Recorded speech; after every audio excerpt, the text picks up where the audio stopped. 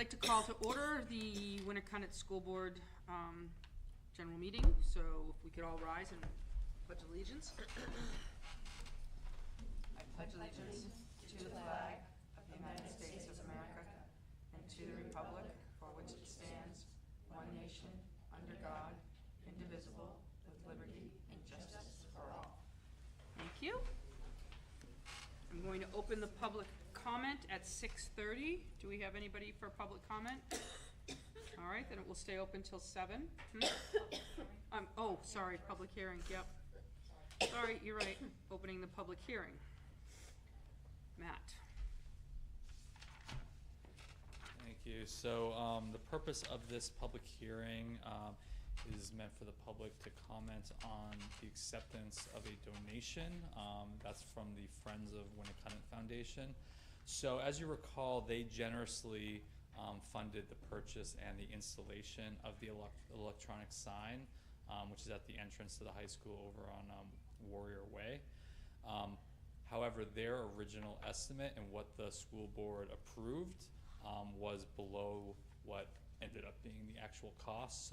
So the board does need to approve that amount, that extra amount in this later on in the agenda for this board meeting. That's a total of $24,369,92. The original approval was on January 17th, and this is just for that balance amount. So do we have any questions or comments on that donation? Seeing none, I'll close that public hearing. Thank you. Now I'm going to open public comment for our school board at 6:31. Any public comments? Great, so we'll close that at 7:01, right? 30 minutes, 7:01, great. All right, we have presentations tonight. Our first presentation is Best Buddies. Yes, we have some students here and their advisors here as well, but I think the students are taking the lead. Yay.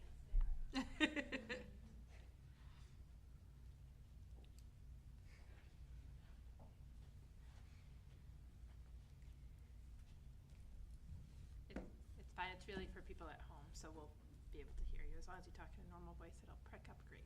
Wonderful. All right, hello everyone. My name is Hannah, and my name is McKenna. and we are part of the Best Buddies leadership team here at Winnacunnet. If you are unfamiliar, Best Buddies is a global nonprofit organization that works to spread inclusion and friendship to people with and without intellectual and developmental disabilities. At Winnacunnet, we have a Best Buddies chapter. This year, we were awarded the 2024-2025 New Hampshire Outstanding Chapter of the Year. We were High School Chapter of the Year. We are so incredibly proud of our chapter and our members. This year, we had 2 craft fair fundraisers that showed the community how important inclusion is. With the money we raised, we were able to have some amazing events. We were able to coordinate multiple field trips. We went to Haunted Overload in the fall. We went mini golfing just a few weeks ago, right at the end of the year. And what are some other ones? We went to the movies. We went to Chuck E.'s. Yep. And we saw what movie? The Lion King. And that was a big hit with the kiddos. Yes. We also did a Christmas party at the school, which was really amazing. We just kind of got to celebrate before, the new year and stuff like that. And it was really special. It was so amazing. None of this would be possible if it weren't for the leadership team and our incredible advisors. We love you. All right, and that is all we have. I just wanted to say that one of my favorite parts of the club is really just being able to create the lasting friendships and relationships with so many students that I wouldn't get to interact with on a daily basis. I have a one-on-one friendship with my friend Tyler. He's amazing. I've learned so much about how to just be a better person, and he just will never fail to make me smile. And it's really, really fun. I love having that connection and just being able to, I think grow that inclusion. adding on to that, I'm a graduating senior this year, so I'm kind of all done with my chapter at Winnacunnet, but it was definitely one of my more rewarding experiences that I was allowed to kind of be a part of, and I plan to continue that through my college as well as the one-on-ones when, after this wonderful experience I had. That's awesome. How many are in the club, the chapter? Would you roughly?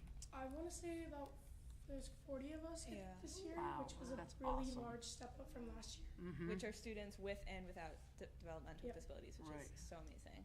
That's We have so awesome. much interest. We had participants from like almost every grade level. We had boys and girls, and we had just a really amazing Kids that you would never think would be a part of it were a part Yep. of it, and it was just really great to see, the kindness in everyone and the Mhm. connections that they were able to make. Oh, that's awesome. I really Thank you loved it. so much Yeah. too for your leadership in it too. Do you know what I mean? I Absolutely. think it's a calling.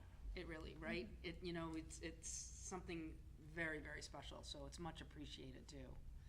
Anybody else? I heard an interview on, I believe the program's called Maine Calling. It's a public radio show that's on Maine Public Radio, where a young man with disabilities was speaking about his experience in school sort of before and after becoming part of a similar chapter. And before, he felt like he was often bullied and not seen by a lot of people in his school and kind of ignored and felt kind of talked down to and made to feel badly about himself. But his experience was that suddenly he had, this friend and these friends, right? It wasn't just his one-to-one. It became, right, a large group of people who were his friends. And for him, he described it as like, once they realized how cool I was, right? They are some Like of my the school coolest kids experience ever. became so Yes. much better. Right. The amount of Yeah. Right, and that- personality is just Oh, Yeah. boy. off Yeah. the charts. It's Yeah. amazing. Yeah. Well, and I So think it does make a difference. it does, and I think that's the whole thing. Is they feel accepted, right? Because they are. But And now I it's mean, I like they've felt got that accepted, connection. too, along with them. It wasn't Mhm. just like I was their friend, but I felt like they were also my friends. It was Right. just a very special thing. There's a nice bond there. It's It not really just is. yeah. Yeah. I agree. Two ways. We learn a lot, right? And those of us who are neurotypical and don't have developmental disabilities can learn an awful lot from people who do. Mm-hmm. Right. Leslie, could I make a point? Yes. So my name's Tracy Williams. I'm the newest board member, and I'm elected from Northampton. And I've known a bunch of adults who are in the Best Buddies program. Unbeknownst to me, I didn't realize that Winnacunnet had this huge active program itself in Best Buddies. So finally I can make the connection with that outside group of people that I know, along with what the high school is doing, what you all are doing. So excellent work. We were hoping to bring it to a few of the surrounding middle schools this year. It didn't happen to work out, but I'm hoping next year that is something that Winnacunnet will be a part of. Our future president, Harper Babiak, unfortunately couldn't be here quite yet, but she really is truly planning to, and myself as well, we're both sophomores, incoming juniors, who are really planning to try and continue and get it into the middle schools more to start that inclusion even younger and be able to really thrive. And one other thing I want to say is we love working together with our collaborative program. So we have the collaborative PE class. I believe there's a couple more So collaborative courses. art, I Yep. feel, starting next year, as well as one more. that I'm not Culinary. quite sure. And culinary, yes. And our unified sports teams.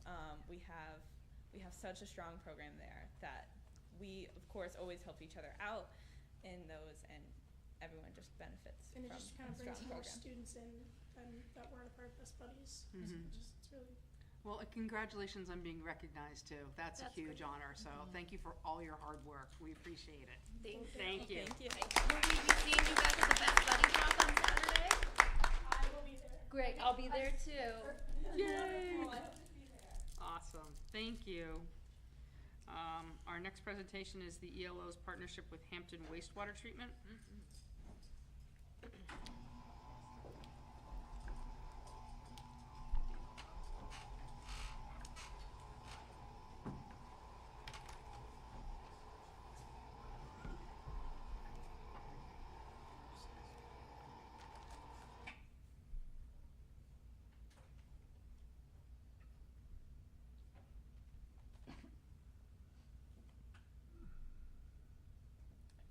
You can introduce yourselves while you're reading. I'm Titus Curro. I'm Logan Goodrow.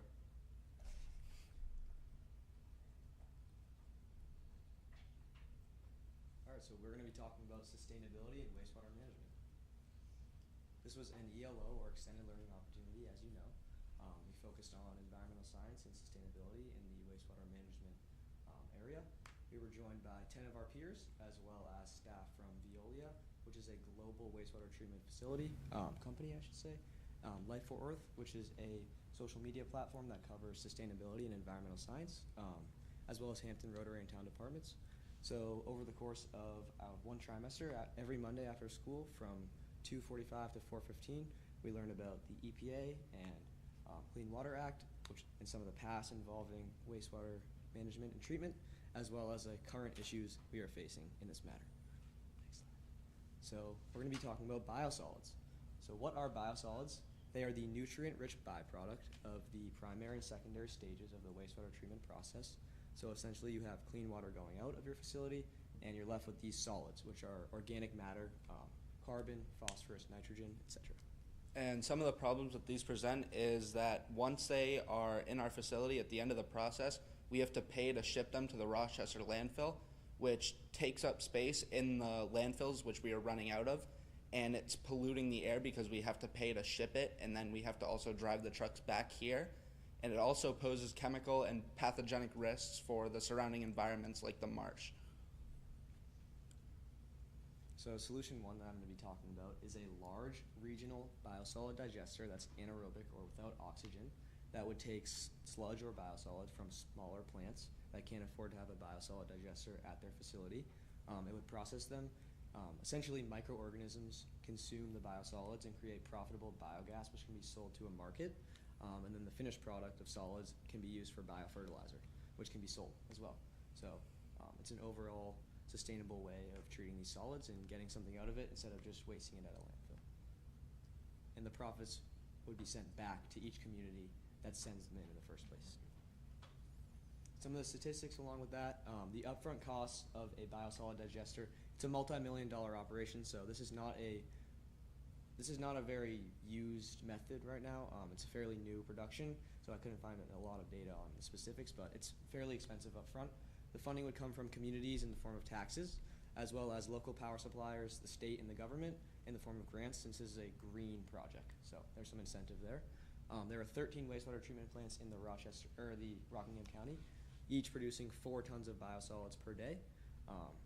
That's around 55 biosolid tons per day at a plant. Large digesters can handle up to 150 tons per day, so that's a pretty good range. The more biosolids you're processing, the more biogas you have, which is more profit. The average return on investment for a large-scale anaerobic digester is 2 to 5 years, with revenue after that being annually from $250,000 to over $1 million each year. The second solution, which I'll be talking about, is turning the biosolids into usable materials like concrete and bricks and construction materials. It's basically just using the biosolids as a construction implementation. They are used as safe additives for cement and bricks, like I said, and you can use a high temperature to get rid of the PFAS and the pathogens in the biosolids, which if you co-process and compost it, then you're spending less money to ship it to a composting facility when you can do it yourself, and then you can send it to local construction companies who will pay the plant instead of paying to ship it to the landfills and eliminating pollution. And some stats that I found is that Seabrook spent $365,000 shipping biosolids last year, and they shipped 1,660 tons. In 2023, they spent $353,000 to ship, and they shipped 1,751 tons. And Hampton produces and ships between 33,000 and 54,000 dry tons each year. And they are one of the only local plants that sends it to a composting facility in upstate New York. So some of the positive results from both of these options. So for solution one, we have profits from the biogas, which can be sold to a market, like I said, as well as selling the biofertilizer.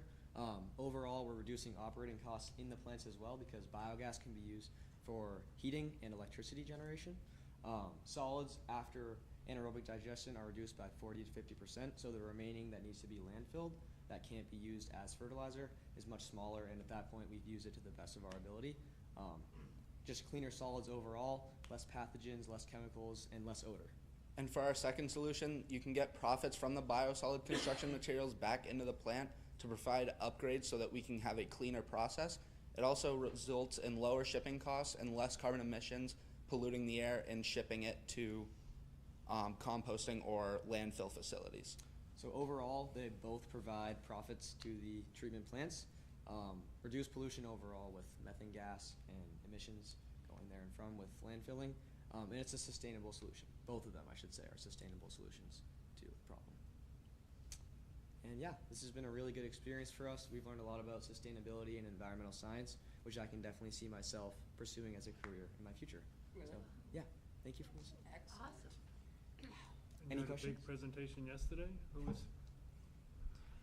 It was it was Monday. Monday. It was yeah. Monday. Oh, we presented to an audience of people that we actually invited for this. So it was some people that worked in wastewater treatment facilities, as well as for me, I asked to invite people from the Rockingham County Board, just so they could see what I'm proposing. And I had some local construction company people come to see the presentation as well, and some local board members just to see what we could implement to get a cheaper and cleaner process. There were also members, like I said, from Veolia and Life for Earth and the town departments. Did you get any job offers? I was just gonna say, have you, Because that was amazing. Oh, thank you. I had to leave a little early for work, so I didn't get to talk to Late. a lot. otherwise you would have been employed by now, that's it. So. Excellent work. How was the feedback? Yeah, how It was the good. feedback I talked to overall? a representative from Veolia, and as well as a representative from UNH, who's in the environmental science department, and they were both saying that these should be things that are implemented today. And it's hard. She said the hardest thing about this is getting the public on board with something like this, because they just don't understand the values in a project like this, which I think social media and just overall public knowledge is really important. Well, I don't think, in all honesty, I mean, I know I didn't, the costs of just getting it out of here. Exactly. You know what I mean? Nobody I think thinks everybody about it. just figures, oh, I'm recycling, or I'm just doing this, I and think- I'm doing yeah. my part, and it's like, yeah, but it's costing you how much to do that, so if we can cut down, and they can see that part of Yes, it, exactly. it all comes down to that almighty buck, right? Yep, Right. Exactly. Yeah, so. And I believe the presentation was taped, videotaped, so we'll send it to you guys. Oh, awesome, Oh, that'd be great. great. Thank you, guys. Yes, nice. For listening. Congratulations, great Thanks. job. Yeah, that's pretty incredible. If I could just add one thing, just in terms of your career question, we worked closely with Mike Carl of the wastewater treatment plant, and they actually opened up an internship slot for one of our students from this program because of how well they were doing, and he was actually accepted and starts on Monday, one of our graduating seniors, and so he's actually off to UNH and has built that connection with a paid internship at our Hampton plant. So keeping kids around and actually leading them into those concrete pathways is we're trying to build more opportunities like those. So That's just wanted to awesome. add that to address that question. No, that's great, thanks, that's awesome, I'm blown away, so, great job. Yeah, I think this field is just something that not a lot of people know about. I mean, going into it, I had basically no idea Right? about just treatment in general and all the opportunities we have with some new solutions, I think, to good problems that we're facing currently. Well, that's, and getting young people involved in solutions, not just Yeah. complaining or not just whatever, you're like, you guys are coming up and with viable solutions, not like, oh, wouldn't it be nice, the unicorns come and take it away. You guys have literally sat down and done your research, it's amazing, great job. Thank you. I hope somebody picks it up for you, I really Yeah. do. Me too. It'd be so awesome. So, what year are you guys? I'm a junior. I'm a sophomore. Oh, wow. Wow. Great, we get you a few more years. I was just gonna say the same Yeah, thing. right? Yes. Yeah, to your point, I think it's important and timely. I know the Rochester landfill is gonna be at capacity within a very short Exactly. amount of time. Like, it's got less than 10 years Yeah. left, I think, correct? Yeah, these are problems that we have to face soon. Right. Awesome. Well, Yeah. Well good done. luck. Thank you. you so Thank you much. so much. Thank you. Thank you for coming tonight. Great job. Can we be any proud of our students? Seriously. Go ahead. Before we jump to Winnacunnet Prize, we have one more. Yes. Okay. It's Got it. really great to see. I mean, I've replaced 3 septic systems in the last, 10 years. And Ready to see- biodigest. I was thinking, wow. Could have I'm solved telling it you, can we differently. just say that our students are amazing? right? So, all right, so we have, what do we? So we have Sarah Trahan and Andy Gushie from Close Up. Great. Close up. It's hard to follow files. I know, right? It makes us always think look you not guys as are cool. So we're the advisors for Close Up. Most of our students are seniors and graduated, so of course they did not want to be here tonight. I'm sure they're working hard at their summer gigs. But so we were here to tell you guys about Close Up. Thank you guys for your support, as well as to thank the Friends of Winnacunnet Foundation for helping us this year. The Seabrook Lions Club, the Seabrook Auxiliary, and Hampton Rotary for helping sponsor many students. We were actually able to, with that, along with fundraising, we also want to thank not only you folks and Mr. McGowan for supporting this, but teachers who also bought raffle tickets from students as one of our main fundraisers, that we were actually, along with scholarships from Close Up, we were able to find close to 50% of our kids to go. So yes, we really do appreciate it. It's such a valuable trip, and actually some of our students are going on to college to focus on political science and government, and others are actually just becoming more active, and actually McKenna, who is here doing Best Buddies, actually was on our trip last year, not this year. So I definitely think it gets kids out of their shell a little bit, and gets them to really look at the issues that are going on in DC. And Andy will kind of talk about the program a little bit for those that are watching that don't know what Close Up is. Yeah, so Close Up is a program, it's been around since I think the 70s, and they used DC as a classroom, and they bring kids from all over the country, and they learn about political efficacy, they learn skills like debating, but the real value of the program is connecting kids from all over the country. So I think this year there was Puerto Rico, California, Connecticut again, Yeah, Minnesota, Utah. Yeah. And you know, sharing the experience with other kids is really invaluable. You know, to talk to them, to explore their differences, to find out their similarities. It's really fun. And we had there's an ending banquet in which there's some speeches and then there's a dance. There are 10 groups, and we had 3 Winnacunnet kids that gave speeches on behalf of their group. So Chosen out of 100 kids. So Wow, huge that's impact huge, for yeah. our kids. So one, I just wanted to underscore how well our students represented the Winnacunnet school community. It was a really great group this year. Kind of a disparate group, but they came together, and then they really, I think, left an impact on their group mates, and they did a fine job being ambassadors for Winnacunnet in New Hampshire. So we are proud of them for doing that. And the other thing that I'd just like to underscore is really this is Sarah that kind of spears it. It's the commitment to taking a diverse group of students. They're diverse economically, socially, geographically within the district, and it's not always kind of the same characters that you might expect to be school active or in the newspaper or in the top 10, but so we kind of run the gamut, and it was really, really nice to see the group come together this year. You know, people that don't have classes together, and they don't, they take different course loads, different interests, and they kind of really bonded. I think some of the best times were just kind of like, well, riding in the van, listening to They're crazy stories. yeah, crazy stories. Yeah. How many kids did you take this year? We took 9. We usually take a little bit more, but we had a few kids back out this year, either due to illness or sports. You know, that kind of stuff happens, unfortunately, as they do well. So congratulations to them. Yeah. So we get it. But I think the biggest thing is that, you know, being Winnacunnet alumni, I think my biggest thing is I want to make sure, regardless of income and where they live and what's going on, I want to make sure that if a student wants to do this trip and wants to work for it and wants to participate, that I want to make sure they can go. So that's kind of why we come to you and thank you guys for your support, because not only do they participate in this week out of school, you know, they spend, literally we've calculated 64 hours with this program where they're working with graduate students and working on the issues and using DC as a classroom, but they come back and they, in order to get ELO credit for their foundation senior year course, they have to do a journal. They have a project that they need to do and they need to present to us. And then they also have to do an extension piece where they have to get involved in something, whether that's a letter writing campaign, social media, meeting with somebody back here in New Hampshire, and explain to them about an issue that they learned about.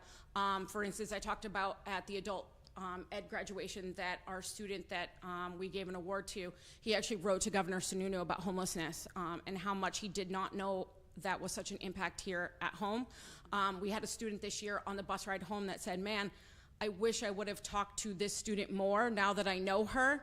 She's really cool, and I have a lot of the same, you know, issues and things that I'm passionate about, and I wish I would have, you know, had talked to them back in September and not waited until this trip. So I think that just those bonds and really seeing how similar they are as kids across America, but also their differences, and understanding that in this kind of political climate right now, that it's okay to be friends with people that don't necessarily have the same political values, and you can come to an agreement on things, and that is really sort of a passion of ours, that is really what to us is the biggest takeaway, is for them to really see that it's okay to be different and still get along.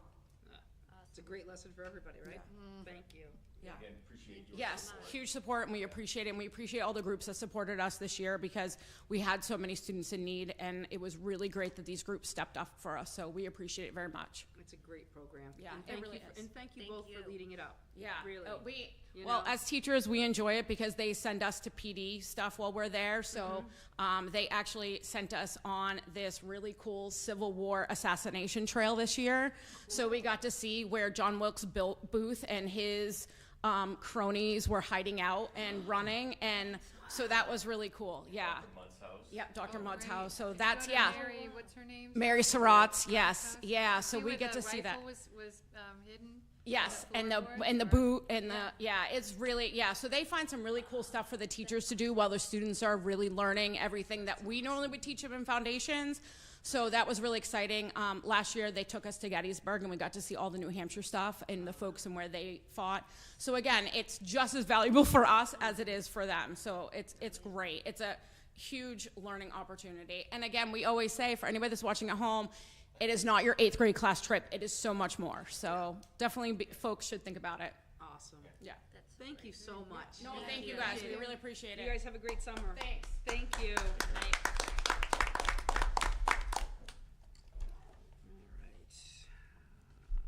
Winnacunnet Pride. Yes, and then we have a new Alrighty. student representative. Yeah, I'll Sadie reintroduce DeStefano. myself. I'm Sadie DeStefano. I'm next year's student body president. I'm very excited. It's nice to see you all again. Start off by saying congratulations to the class of 2025. Their graduation was this past Friday, and despite being in the gymnasium due to weather, it was a fantastic ceremony, and I will say the speeches were very inspiring, so that was awesome. Leading up to graduation, they had a very successful senior week with activities such as senior sunrise, scholarship night, senior breakfast, senior banquet, and then chem free after graduation. Finals for the rest of Winnacunnet started today and will continue till Friday, which is the last day of school. For Student Council, on May 23rd, we went on our final conference to the State House. The juniors recently had their community oven and Susie Sweet fundraiser, and the sophomores held their comic book show this past Sunday. Both were very successful. The last couple weeks in May, there was the Winnacunnet Coffee House, the 2025 ELO Expo, and the spring concert. All had great turnouts. The Animal Action had their Splash Tower fundraiser on May 30th, which was very entertaining to watch. I don't know how Mr. McGowan felt about that one, but spring sports are coming to a close, and the teams are currently in the midst of playoffs and are having much success. Girls lacrosse are officially state champions, so that's awesome. Yep. The baseball is having their semifinals right now, and boys lacrosse is playing in semifinals tomorrow. Breaking news. Baseball won. Yay! Yeah. That's awesome. Would love that. Awesome. Awesome. Thank you and welcome. Thank Looking you. forward to next year. It's going to be a blast. Yes, I'm very excited. Yay. Let's see. Next we have minutes. The minutes for April 16th regular meeting. Regular meeting. Bleh. I think everybody was here. Oh, you weren't. Okay. Skip was, I mean, Yeah. I had a meeting. That's right. So Desiree, myself, and Tracy were here. So if I can get a motion from one of you two. Motion to approve the minutes from the April 16th, 2025 regular meeting. Thank you. Seconded. Perfect. All those in favor? Aye. Abstain. You'll abstain. Yeah. It's automatic, everybody. I love it. Next one is the minutes for the April 21st work session. I don't think I was there as well. That was the legislative. That Oh, was yeah, legislative. that's right, the one, yep, okay. Oh, you were, weren't you? No. No? Desiree, Nicole, and Tracy. Okay, But anyone can make a motion, it's fine. yeah, go ahead. Motion to approve the minutes from the April 21st, 2025 work session. Seconded. All those in favor? Was I here? I was there. No, I It's okay. wasn't. It's okay. Okay. Still vote in support. Okay. May 21st regular minutes. Was everybody here for that? I was not here. You weren't there, Okay, okay. then I'll move to accept the minutes for the May 21st, 2025 regular meeting. Seconded. Perfect, all those in favor? Oh, not me. Okay. Special minutes from May 28th, special meeting. Oh, this was, yeah. It's after the joint board. That was after that joint board. Motion to approve the minutes from the May 28th, 2025 special meeting. Perfect. Second. Awesome. All those in favor? Great. And it is 7:01, so seeing nobody here for public comment, we will close public comment. Next we have reports. Right? Yeah, student services, right? Sure. Okay. You can start. I can, or you can. Either one. Doesn't matter. Okay.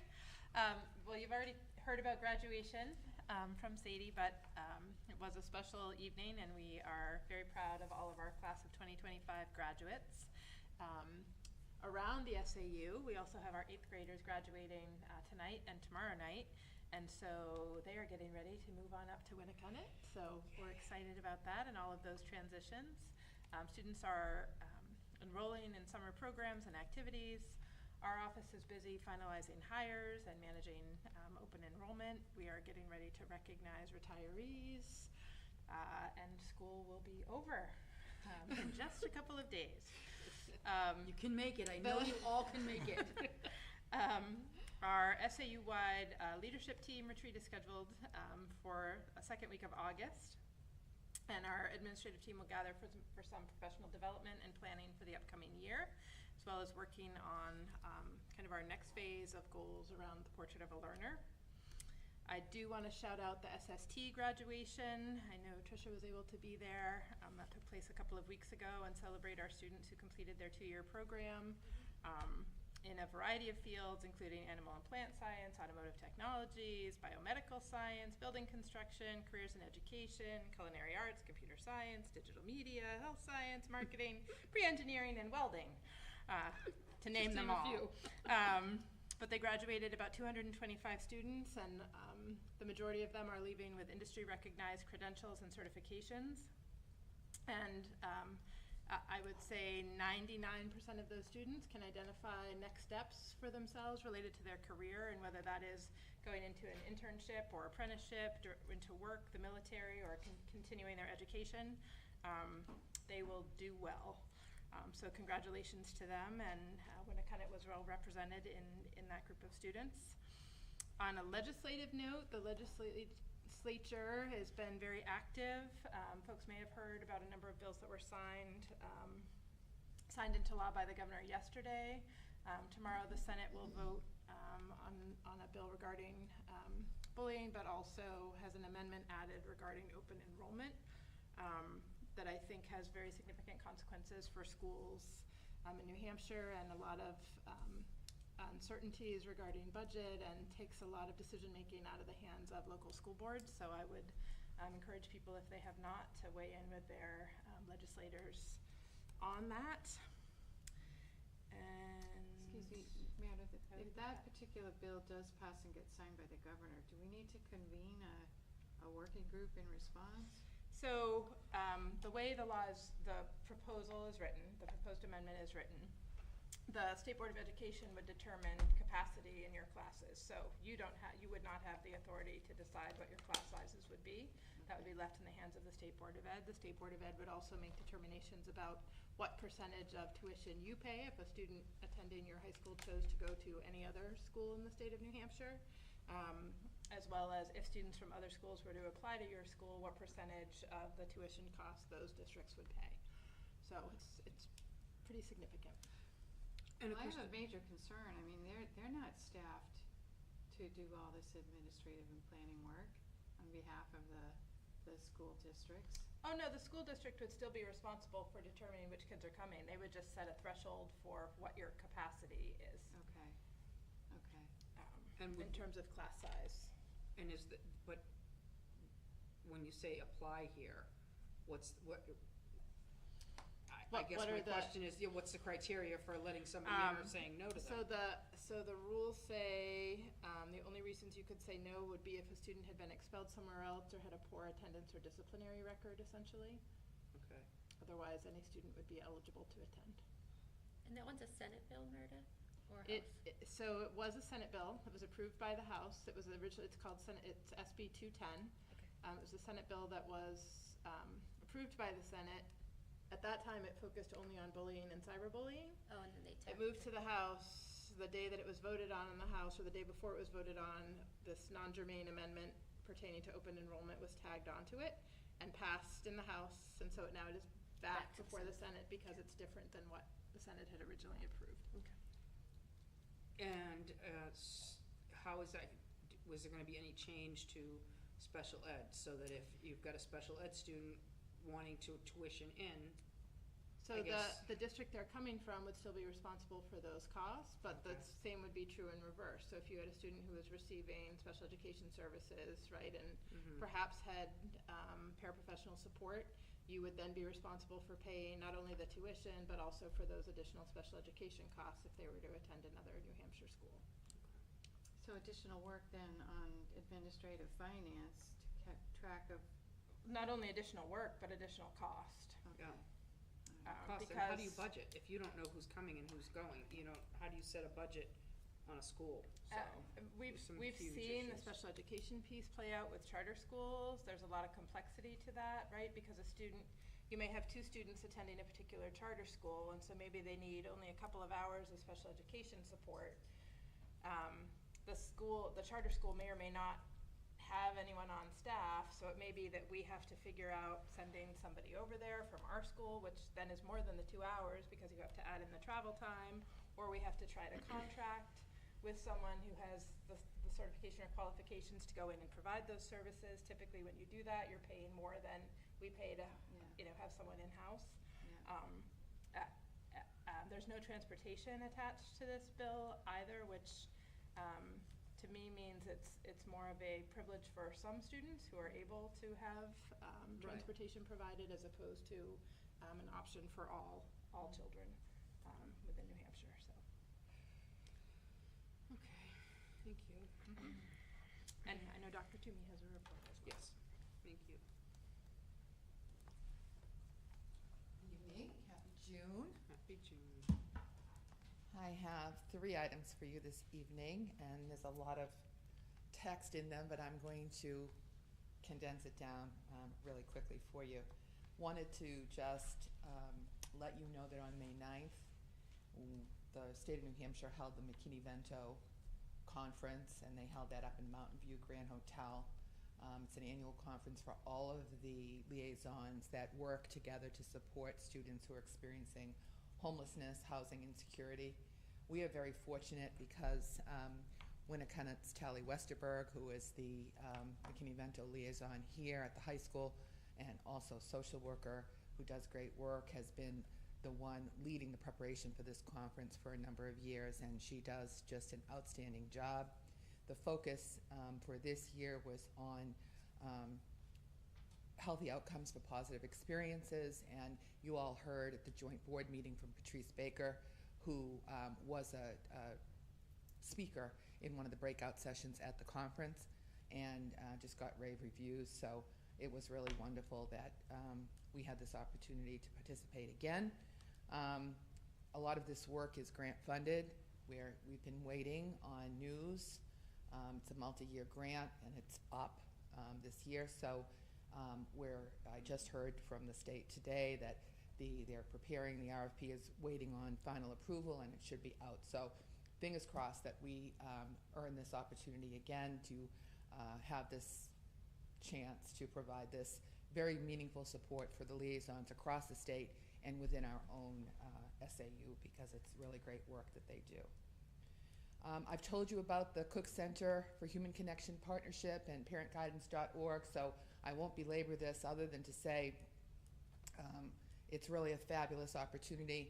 Lots of resources, all at no cost to families. I've outlined them very specifically for anybody who wants to look at them in the report. Their website is phenomenal. With summer coming, parents are looking for information and guidance on activities for kiddos that might be having some challenges with some anxiety or other mental health needs, and all of this is really helpful for our families, and we have seen the data, which has been extremely meaningful.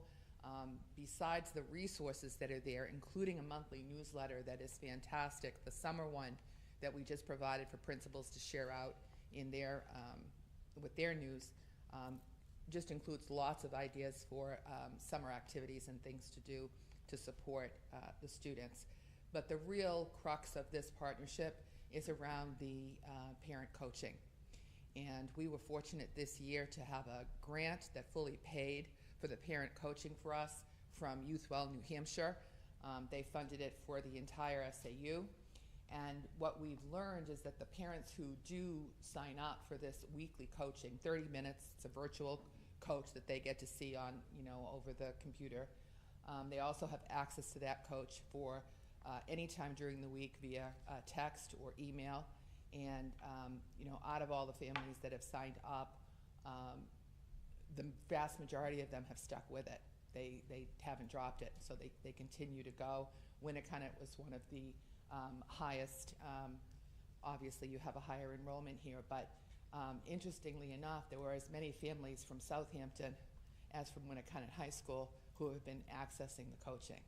So it just speaks to how valuable it is. Doesn't really matter how many students. So we're asking principals to lean on PTOs and other funding streams, donations, to see about keeping this going for another year. We don't want to take it away from our families. We went back to the Cook Center and said, it's really difficult with our budgets. The budgets are strained, and they allowed us for next year to partner with SAU 90.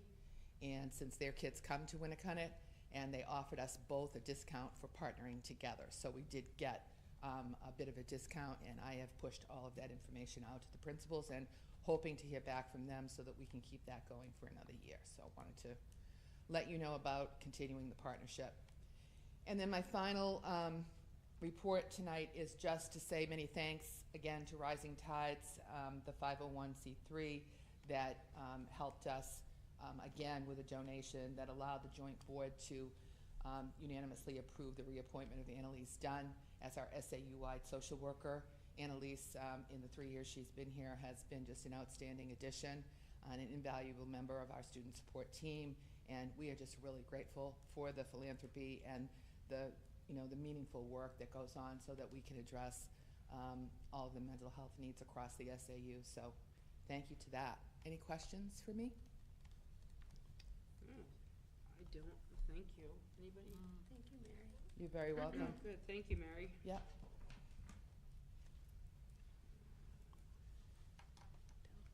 Bill? Good evening. Principals report, yeah. Busy week last week. The evening school graduated 25 students. And we had the scholarship program. 91 students received scholarships. 35 scholarships were awarded with the Winnacunnet Scholarship Awards, and 60 were awarded through the Winnacunnet Dollars for Scholars. First year awards for Dollars for Scholars was $98,000 and renewals of $67,000. So the total that these students will be receiving is close to $170,000. And this is the 64th year that they have been awarding scholarships to graduating students at Winnacunnet High School. We had 217 students graduate last Friday in a great graduation, and as people have said, the student speakers were wonderful. 2 more days left to the school year, tomorrow and Friday, so I think everybody's wrapping things up and are excited for the summer. I'm just going to highlight some things in the other 2 reports, the curriculum report and the special education report. Students received their schedules for next year on Tuesday, so most students are probably happy. Some probably want some changes. Last Friday, the library renovation committee met, so we'll be bringing information about the renovation. And we had a couple weeks ago, the ELO exhibition was a great night. For special education, we had the Unified Sports Day a few weeks ago. We had 200 participants from 8 schools. It was a wonderful day for them. And with facilities, we did meet last week, a week and a half ago, with the roof committee, and they will begin working on the roof on next week. Not next week, the 16th, 17th, they'll start bringing equipment in, and we'll get that underway. Perfect. We've had 1 donation. CV Rideout donated 11 books, approximate value of about $200, about William Shakespeare, to the library. And enrollments are pretty steady. What are we different that, I noticed that we're under 1,000 now. Yeah, we've been under, we started the year under 1,000, so We did start, anywhere okay. between 990 and so. Okay, I thought we were over, okay. Thank you. Any questions for Bill? No, well done, Bill. I can't believe how complicated graduation logistics must be. Just getting the chairs right to me would be like. No, I mean, I need to thank the facilities department and everybody else. I mean, I make the decision. Well, Yeah. Actually, it's a pretty tough decision, but but no, I mean, with the staff and facilities and everybody gets together, so Yeah, I thank them. that was great. Yeah, I understand you have a team behind you, but you are the guy in the pointy end of the boat, so. Please extend our congratulations to everyone for the smoothness of the Thank you. ceremony. That was great. It really was. Finance report. Yay! Oh, I've been waiting for this. We have. Sadie knows. She's like, you know that this is when you leave, right? Have a great summer. Have a great Good night, summer. Sadie. We'll see you in August. We didn't even send out a memo. I know, right? Actually, they learn quick.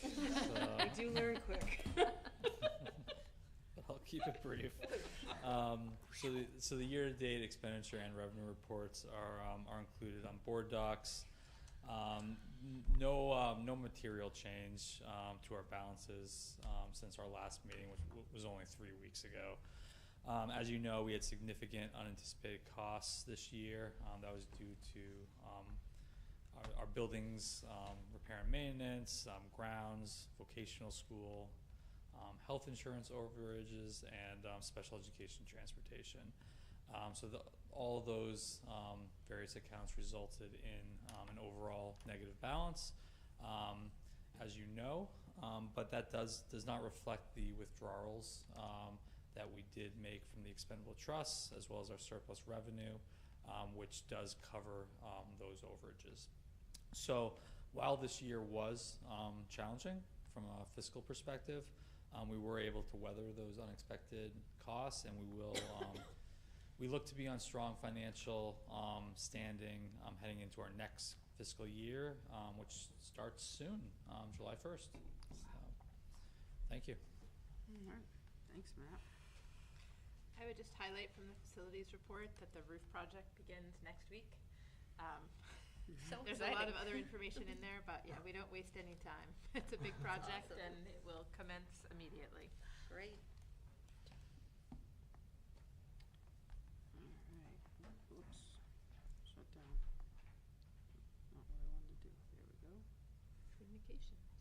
Communications update, communications committee update. Any update? I do not have any updates for you as we haven't met. We'll meet towards the beginning of next school year. But one thing that I've been kind of brainstorming and will continue brainstorming over the summer, if anyone has any feedback, is last year, of course, we started doing the joint calendar and newsletter, which I think is fantastic. The next step for me to bring to the committee is how we can get these stories out and this information to people that may not be in the school, our stakeholders that are in the community, our community members. So looking for any ideas and feedback on good ways we could do that, because I think that's really important. You know, we talked about maybe putting these newsletters in the libraries and things like that, which is great. But I'm trying to think outside the box a little bit. So that's what I'll be brainstorming over the summer. So if anyone has any ideas or suggestions for the committee, as you know, it's new and it's an undertaking to get it off the ground. But much appreciated, especially when it comes to outreaching of our non-in-school stakeholders. I think that's very important. It is important, because that's whose support we also need, so. Exactly, and there's so many great things, even just our scholarship night from last week, and how much money was given away by our amazing communities, and the stories that were told about how much this school meant to them, and now they're giving back. I just think, I wish I had like a news channel so I could just go on and say this. I mean, maybe a YouTube channel. Podcast coming, so yeah. Yes. I'll do it. An SMU 21 podcast. Okay. There you go. There we go. We could all tune in. Podcast for you too. I like it. Great. Yeah, it would be awesome. All right. Thank you. Yeah, so anybody who has ideas, though, definitely get back to us. Yeah, just email me. Yep. Awesome. Or text me, whatever. No, the podcast, I mean, we had a podcast with students Right. years ago, so maybe we can. Maybe we can do something that way too. I think it would. It's everybody's doing them, so it does. That's Awesome. a good idea. It's not bad. Thanks, Desiree. Legislative update. We kind of already. I think I hit my, You hit a there. particular bill that I have strong feelings about, so you Yeah. know where I stand on that one. That's it. School improvement plan update. That's you.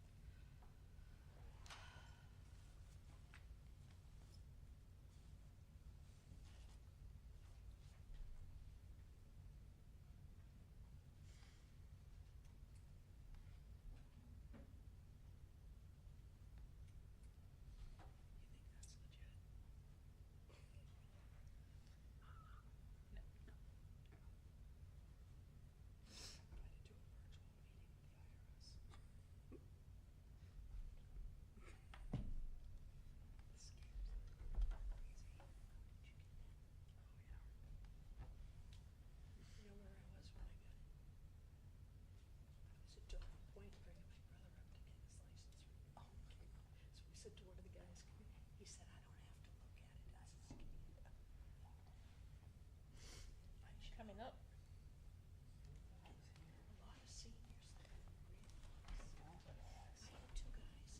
Do you wanna do a business item while they're loading Yeah. that? Absolutely. So we have the Friends of Winnacunnet Foundation gift, we could Oh accept yeah. that. You want to? Can I get a motion to accept the donation for that was the public hearing? Go down one under new business A. Okay, that's about the sign? Yep, for the Yes. sign. Anybody want to make that motion? Okay, I just, Sure. Motion to accept the donation of $24,369.92 from the Friends of Winnacunnet Foundation and additional funding for the purchase and installation of the electronic illuminated sign at the entrance to the high school on Warrior Way. Thank you. Second? Perfect. All those in favor? Thank you. And are you ready? Oh, okay. Yeah. Got it.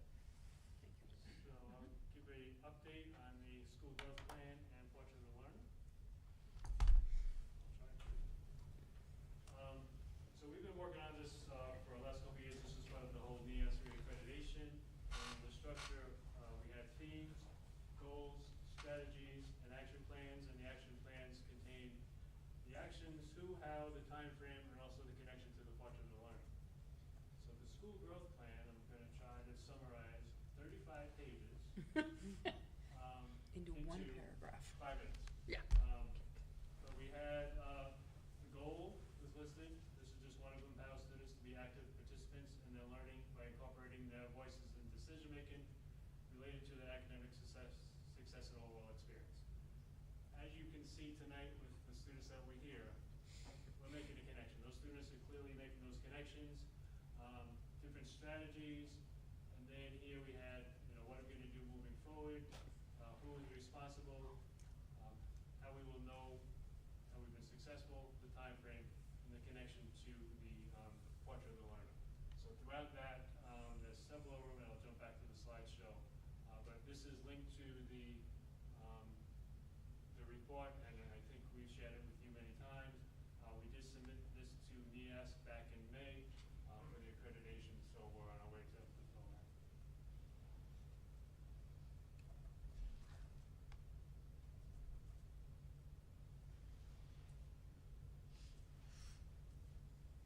So we have 3 themes: shared leadership and collaboration, competency-based learning and curriculum development, and climate and culture. And within each of those themes, we had the strategies. Empower students to be active participants, foster a collaborative and transparent school community, and improve student learning by empowering teachers. That was exhibited tonight. Competency-based learning and curriculum development, maintain an effective and engaging learning environment, maintain a comprehensive data-driven multi-tiered system of support. And for climate and culture, cultivate a thriving school community, foster a culturally rich, equitable, and just school environment, increase student awareness of global environmental issues, and increase student access to high-quality SEL programming. We kind of hit every single one of those tonight. Sorry. Right? Acronym When you SEL. look at that. Social emotional Social learning. emotional learning. Thank you. So for the shared leadership, these are some of the strategies that we did, and highlights from different action plans. So we had a peer tutoring proposal that students brought to us as far as peer tutoring. We requested student feedback on the school spirit. So over this past year, the school spirit days have been much better. We've been working, we've got several students on the library renovation committee. Trimester 2 and trimester 3, I believe Dr. Kuchar showed that a few weeks ago as far as all the projects that teachers had done. This is trimester 2, group norms, the anxious generation. We had some book clubs, talked about different novels. There's a lot of them.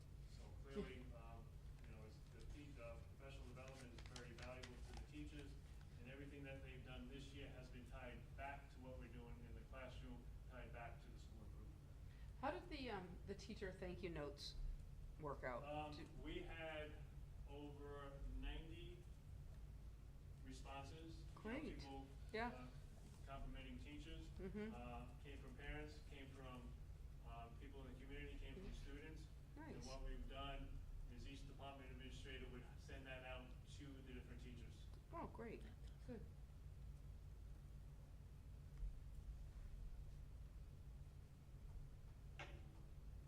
Another thing that we did in the,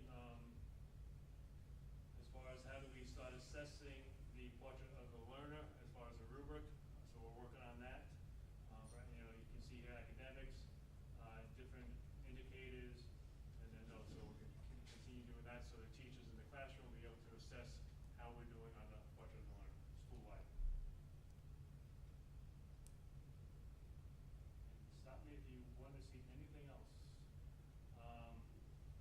competency-based learning and curriculum development. Again, we're clearly continuing to do the work. All department goals are tied back to that. The teachers in science teachers, physical science, biology, they're working on revising that curriculum for the NGSS standards. They've been doing a lot of work. We've had a consultant work with us. The rubrics for looking at the indicators for a portrait of the learner, and different programs of support that we need to do a little bit more work and publish them. I guess I need access, so I guess I'm not going to show that to you. But these are the tier 1, tier 2, tier 3 supports that the administration needs to get to the community so they know what options they have available to us. Okay.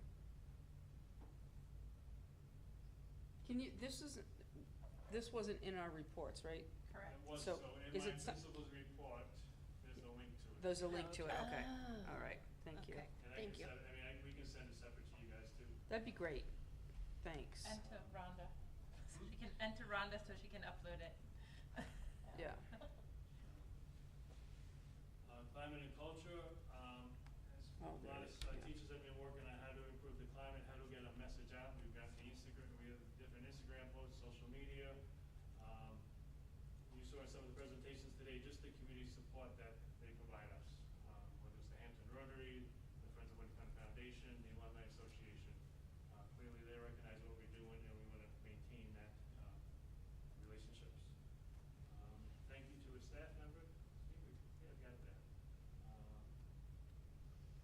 So we'll be doing that, and again, over-90 response, we'll continue doing that over the next week, next year, and I'll keep it in my principal's message to the parents in the community. Okay, good. That would be something too to put on the, communicate in the newsletter, Mhm. right? Yeah. The other thing too, a protocol to communicate to multilingual family communication protocol, and we also did the same thing for special education. And right now, every message, all the messages that I send out,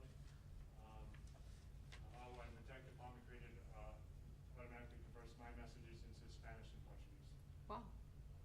And at one point, if you recall, I was actually including them in my communication, but now they're just going out to those families. That's great. And then we also updated the pamphlet that you guys have seen in the past. So, we still have a lot of work to do, but we're moving in the right direction, and we're excited about it from the staff. And again, we'll continue working on the timeline, putting new things on, because when we developed the action plan, the school growth plan, when we had the NEAS committee here, they thought that was very ambitious. Typically we think 3 to 5 years. This may be 3 to 7 years, but we'll continue updating. It just kind of lays the framework and roadmap for us to move forward, to tie into the portrait of the learner, and ensure that all students have an opportunity to come to Winnacunnet when they come to Winnacunnet High School. And, there's a lot of information here, but maybe as we go into next year, maybe I can just highlight some of those things as far as I put in my principal's report, so you can see monthly as far as what we're doing. Yeah, that would be good. And then, yeah, just something that's under Portrait of a Learner update, just a whatever's gone on that month would be great. Okay. One thing I've noticed, because I'm a board member of the Alumni Association, I am not on social media posting on our behalf, but I'm really noticing the Instagrams from the Winnacunnet, from high school, from the SAU. I mean, I'm really seeing everybody stepping up their social media posting, and the Yeah. information is just very helpful. It is. And it must be such a morale booster for the individuals who are highlighted in the photographs. And I think that makes a big difference to the students. If I'm remembering correctly, back Yeah, far, way back. when. Yeah, when we all were there, so, yeah. Awesome. All right. Thank you, Bill. Anybody have any questions for Bill? Dead silence. I love it. No. No. I think I said back in the beginning of the NEAS process, it just allows us to reflect what we're doing well and how do we improve it. This has been the most ambitious thing that we've done over the last several years. Well, and I think it's a mindset that it seems to have changed over the years, at least since my time with this, is it used to be when NEASC was coming in, everybody was scared. Do you know what I mean? Like, oh my God, what have we done wrong? Where now I think it's more of, look at what we're doing. It's kind of like we're showing them what we're doing, and then okay, you tell us if there's some place we can improve, but it doesn't have that negative feel to it anyway. So. The portrait of learner is a requirement at the high school level, but with the SAU 21, we've done that through the work that they've done in the past. Mm-hmm. We've been able to connect it To our sending schools, yeah. Awesome. I would just highlight, I mean, there's a lot of great work that's going on, and there's more to do, right? Absolutely. We're proud of so many things that are happening for our school, and we want to make sure all of our students have the opportunity to stand before you, right? And give a presentation, that all of our students have a connection to a pathway, right? That all of our families feel equally connected to the school, and it's a work in progress, and it takes change and variety and commitment. We've listed a lot of the initiatives that we've taken. I think one of the pieces, and this is SAU-wide, that we're working on strengthening is how are we measuring that? What tools and devices and strategies are we using to sort of measure, here's where we were and how have we moved, right? And that's not just, a number all the time, right? But being able to show that growth in measurable, observable ways. Yeah. And it just seems hard because it's like you say, it takes 3 to 5 to 7 years to implement something, and it's like by the time it's implemented, it's out of date. Do you know what I mean? Or not out of date, but it's there's other ways now. So it's very hard because it's like you say, it's ongoing all the time. So it's like I don't think we're ever going to be finished with a portrait of a learner. We're always going to be adapting it and hopefully growing. It's a through work all in of it. progress. Yeah, I think one of the nice pieces, though, is that the foundational pillars of the portrait of a learner, right? Developing mindsets, developing physical and social emotional wellness, right? Those pieces, the academics, those aren't going anywhere, right? What we focus on within them or how we measure them may shift, but those areas that our community has said these are really important, right? Developing those essential life skills, that piece is going to remain, right? The foundation for a lot of this work moving forward. Yeah. Great. Thank you. Thank you.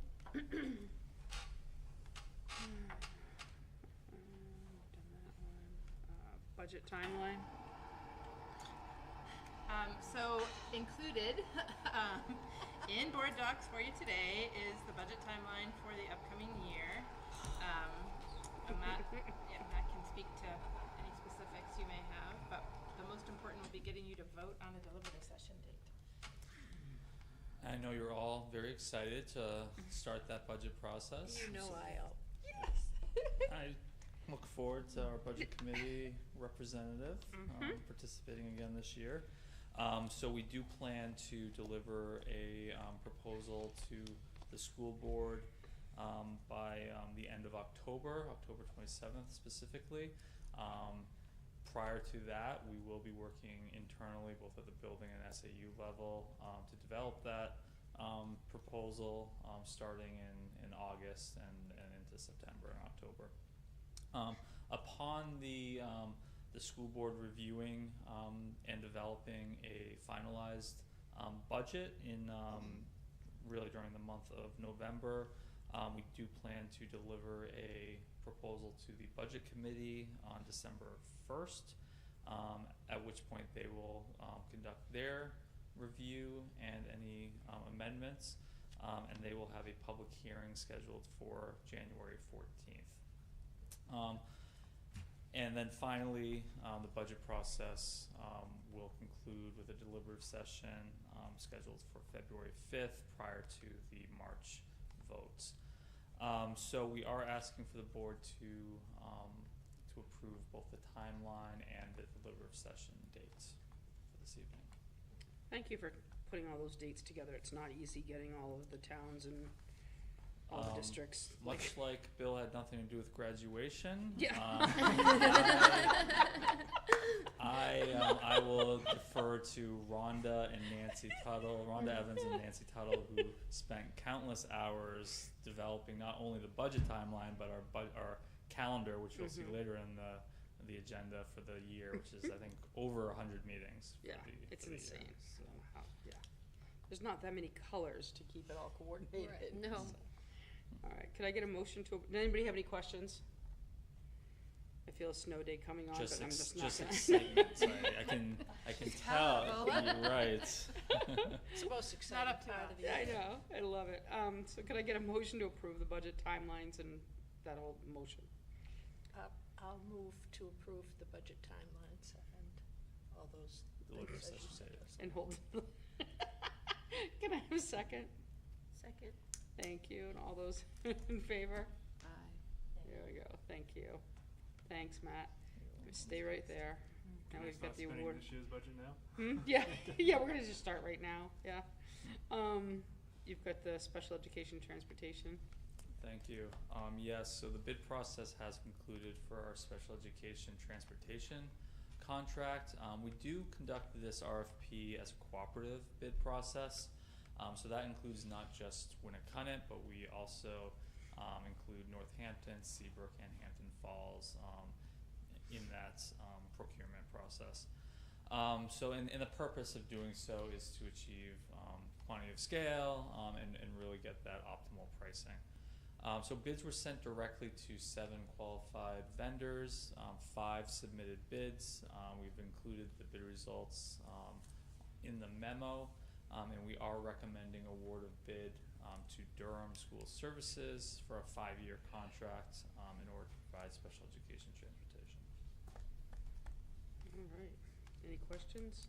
Yeah, do you have any experience with the Durham School Services? You used them Yes. before? Yeah, so they're our current They are. provider. Okay. So we've had a generally positive experience, as much as a transportation provider can, because it's a very difficult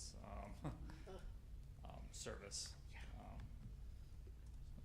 And will that figure be set for those 5 years, or is it gonna be going up at all? So there is an escalation. Okay. However, that's specific to our needs as of today. Okay. So it's with special education, these numbers change Right. could be day to day, because it's based on specific routes for out of district placements in addition to our internal or in-district special education transportation. So these numbers will look very different from year to year depending on whether the number of students that we're sending out of district and where. Yeah. Because it affects the cost as far as how far we're transporting them. But for purposes of bidding, all of these people were given the same baseline numbers Correct. to So use as a cost basis? So we provided them our needs as of today.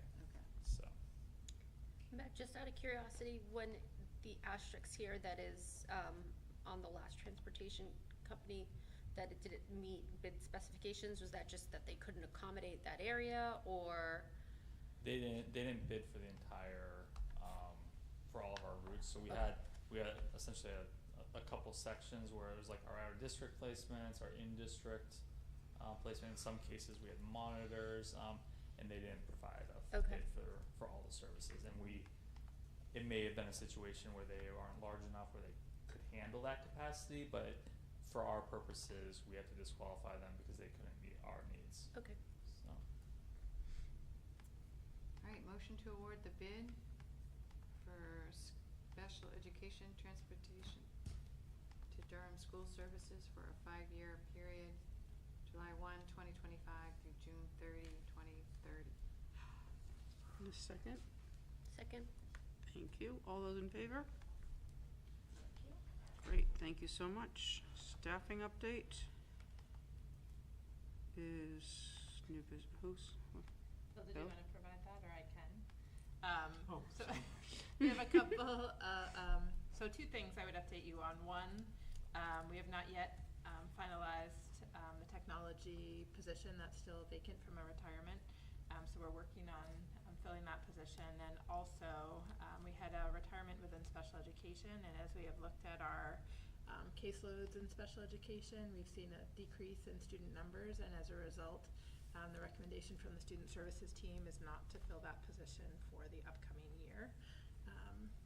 So we certainly will revisit that if needs arise, but we've seen a decrease in numbers so that there's no impact to the remaining caseload.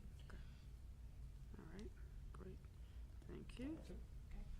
Summer hiring, this one is, we need to, a motion to let the superintendent, offer contracts during June, July, and August.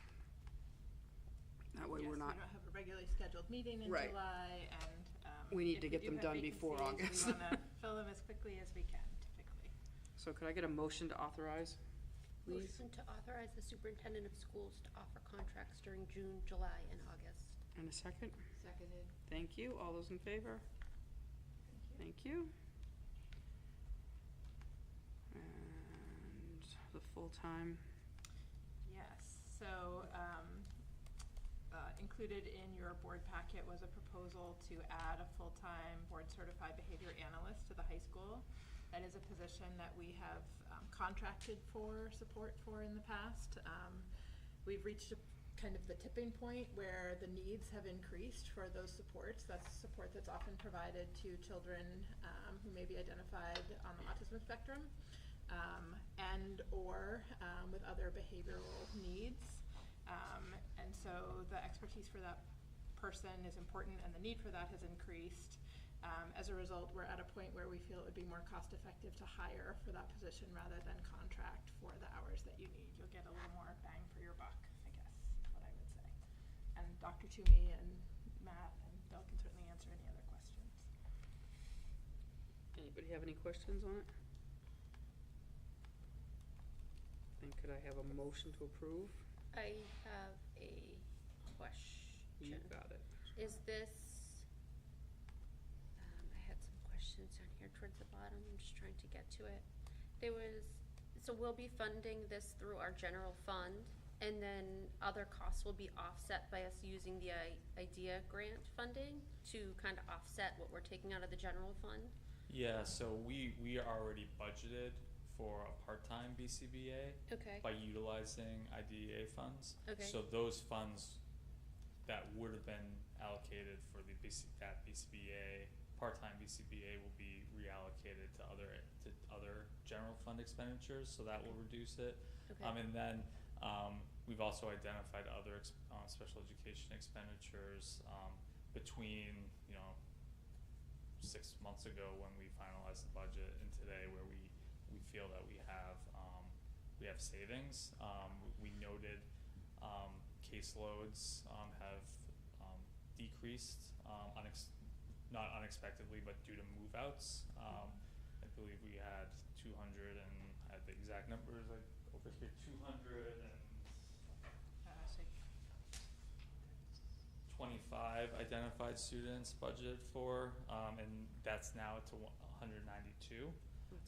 So that's positive, but that also creates efficiencies. So fortunately, that aligns with the need for the increasing need for behavioral intervention.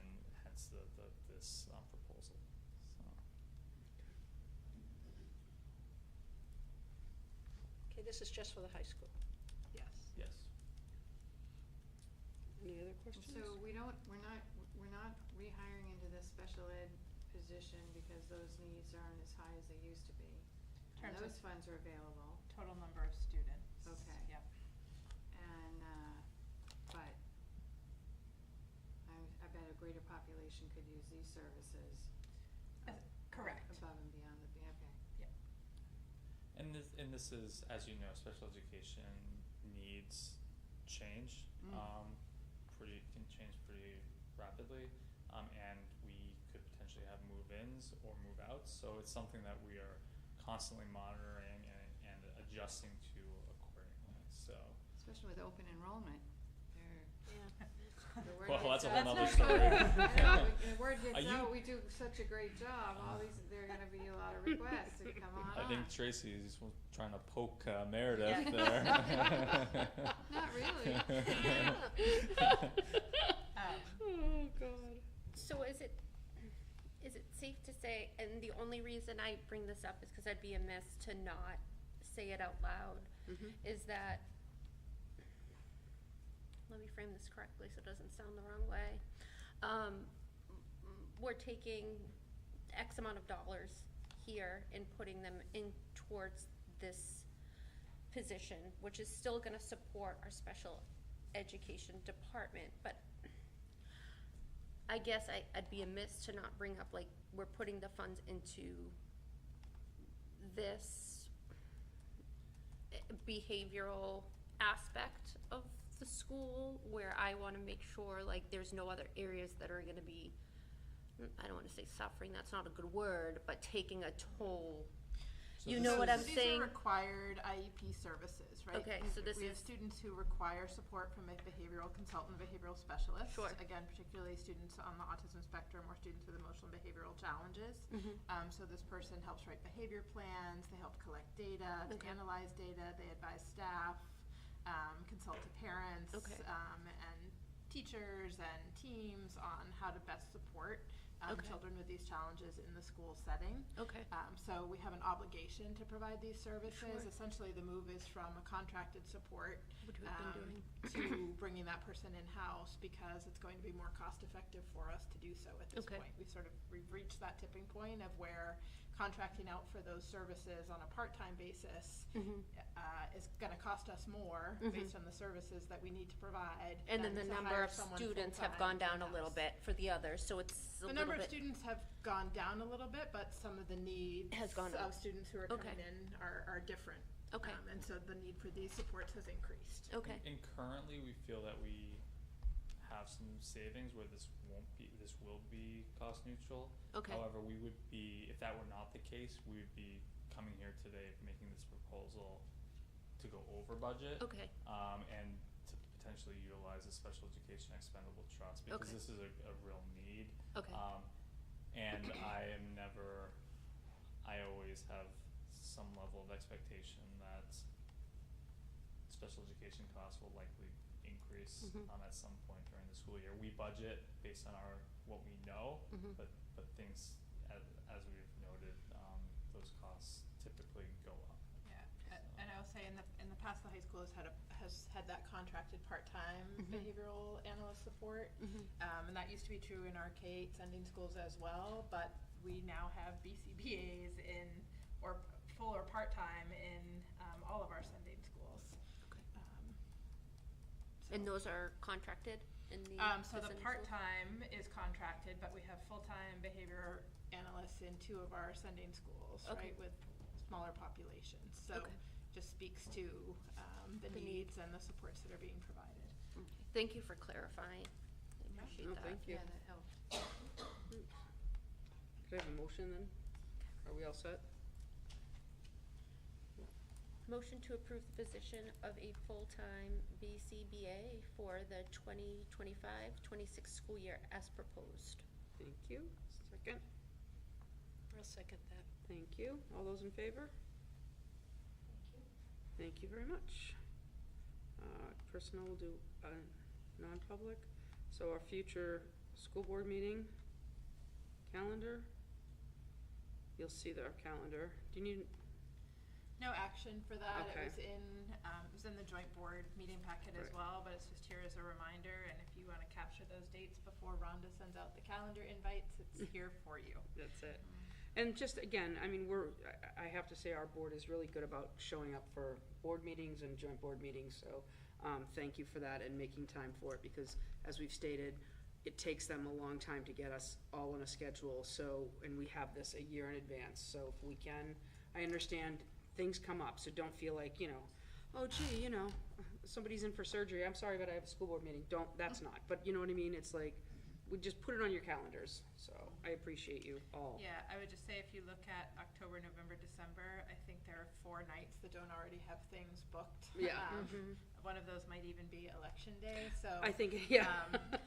That Tuesday, yeah. We're busy in those months, so if you need to make changes to the schedule, it's really helpful for us to know that ahead of time. Yeah. Perfect, thank you.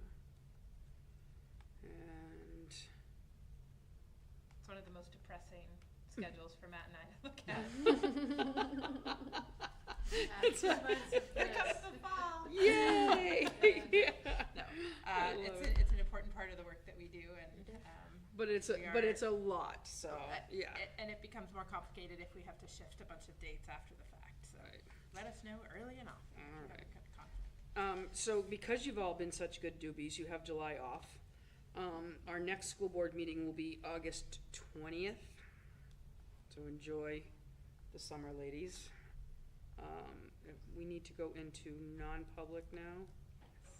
Someone's gonna have to take over for Nicole. You know, I know. Tricia. yeah, I'll make a motion for roll call to enter non-public session under RSA 91-A Thanks, Matt. 3 Roman 2C at 7:55 PM.